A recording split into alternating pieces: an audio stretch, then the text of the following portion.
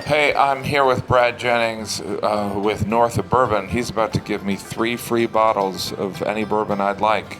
Bottom shelf. Bottom shelf. The whole bottom shelf? Thanks, Brad. You can have the pepper shaker. You can have the beer. Why North of Bourbon? We're north of Bourbon Street in New Orleans, where we have a lot of influence in our food and the cocktail scene, obviously. But we're also north of Bardstown, Kentucky, where the majority of bourbon's produced. Right. So after a couple of drinks, that's what we decided on. I like that. Your relationship with your bourbon. Now, you have a romance with that bourbon.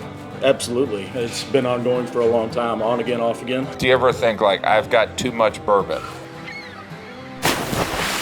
I've never. No. Well, in the morning sometimes. We are 7 cocktails and bourbon. We wanted to up the cocktail game in Louisville. We really wanted to do something that you would see in a major city, New York, Chicago, LA. So we wanted to bring that here. What's the meaning behind the 7, which is a cool name? The main focus for us is our 7 signature cocktails. It's right when you open the menu, right there. We have 7 signature cocktails that we just want to execute perfectly. So I think it's interesting. I bought a Roku TV. I'm not bragging. Oh, wow. Holy cow. Roku is 7 in Japanese. 7 was also the movie where Gwyneth Paltrow's head was in a box. Oh, and there's a great convenience store called 7. Yeah. What you see there is strictly American whiskey. We're the largest American whiskey bar in the world. We want it all. We want to have it all. This must have been a huge gamble, though. It was. Right? We're not in downtown Louisville, so we're not getting all that foot traffic. We had to make ourselves a destination, or it wasn't going to work. Now we have members from 35 states. We've been open not even 2 years. What gets us in the magazine is the wall. When you were playing in this place where you're like, I want a wall, and people were like, do you want it that big? And you're like, I want it that big. Yeah. So I knew that I wanted to have a Rick House type feel. Wow. The catwalk is what people miss most of the time. They don't realize that there's a catwalk between the 2 walls. Our whiskey hustlers, when they're getting the bottles, they can either go up this way or they can go up the ladder there. No joke. Yeah. Wow. That's not just a little bit. Jim, take it going up. All right, here we go.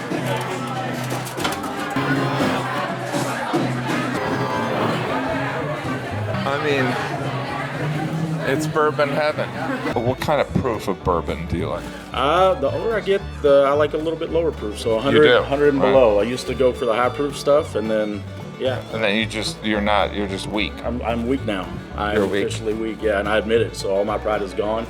And Right. The bourbon. Right. is You're probably like on Bourbon Viagra. bourbon Viagra. Yes. Right. It's daily. What would be the biggest selling bourbon? The number 1 selling American whiskey, which I'll argue is bourbon, is Jack Daniels. That's the number 1. Now, why do you argue that's bourbon? bourbon? Why are you afraid to answer the question? Answer the question! Legally speaking, it is Tennessee whiskey. But bourbon can be made in all 50 states. It's an American product. Right. But I don't believe there's anything that they do that makes it not bourbon. I never knew that some people consider that a bourbon. It is a circular argument that will never end. Because both sides are correct. How do I stuff this in my pocket?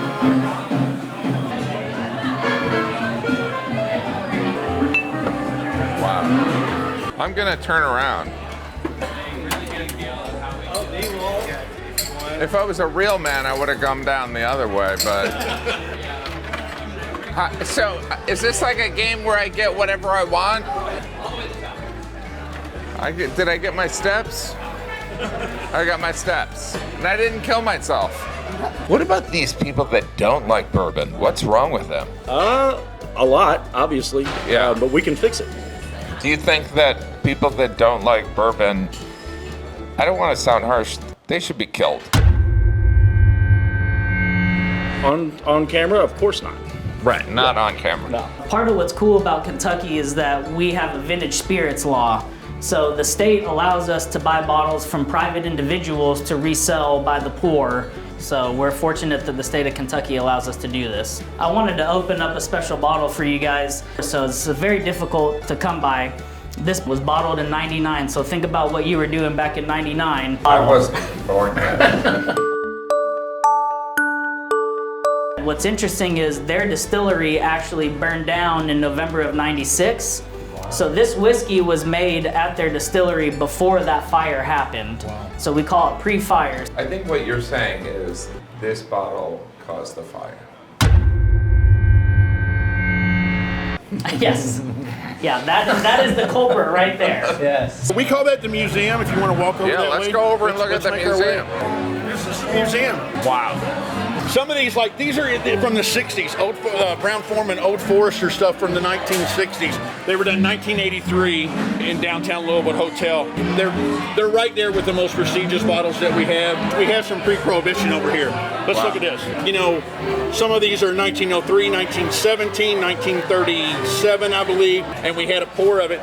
You know what? It wasn't bad, man. It was not bad. You would think it would be really musty. It wasn't.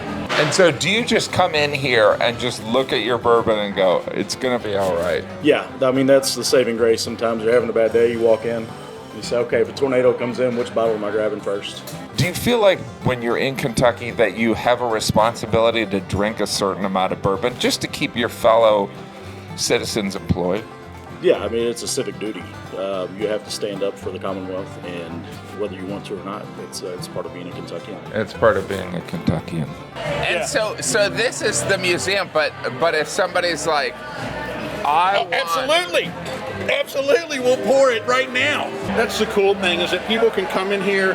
They can certainly window shop and look at whatever they want, but when they pull the trigger on it, like we have sold 6 pours of this at about $1,200 or $1,300 a pour.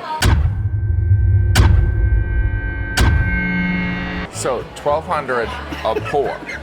A pour. And there's no buyer's remorse. Do you get They a love it. massage with that? You know, we tried to implement that, and it got a little weird. So This is like you are a nerd that gets to live your fantasy. I know it, man. Do you know what It's I mean? crazy. Like, it's like, I'm ignorant, but I appreciate and I have the affliction that you're describing. So we're gonna go ahead and let you open that guy. Is It's- it at top or bottom? Oh man, that's good.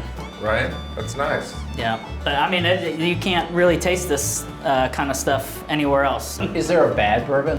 100% there is bad bourbon out there. Now look, everything is subjective. It's like Right. art, it's like music. Right. So like, okay, if you like it, that's great. But so I think as a consumer, you need to be educated. You need to try things to figure it out. But so yeah, if I told you no, that's crazy. Like, No, of I course there are. It's funny, Later. there's bad comedians.